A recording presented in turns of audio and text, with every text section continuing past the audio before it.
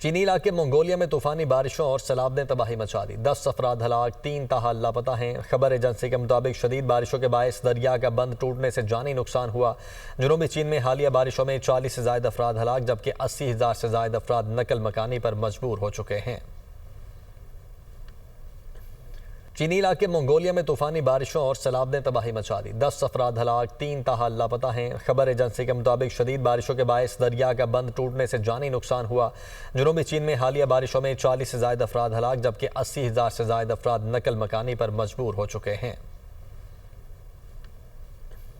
चीनी इलाके मंगोलिया में तूफानी बारिशों और सैलाब ने तबाही मचा दी। 10 अफराद हलाक, 3 ताहाल लापता हैं। खबर एजेंसी के मुताबिक शदीद बारिशों के बायस दरिया का बंद टूटने से जानी नुकसान हुआ। जनूबी चीन में हालिया बारिशों में 40 से ज्यादा अफराद हलाक, जबकि 80,000 से ज्यादा अफराद नकल मकानी पर मजबूर हो चुके हैं।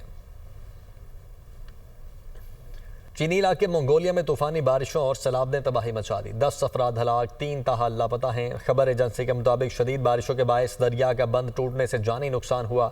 जनूबी चीन में हालिया बारिशों में 40 से ज्यादा अफराद हलाक, जबकि 80,000 से ज्यादा अफराद नकल मकानी पर मजबूर हो चुके हैं।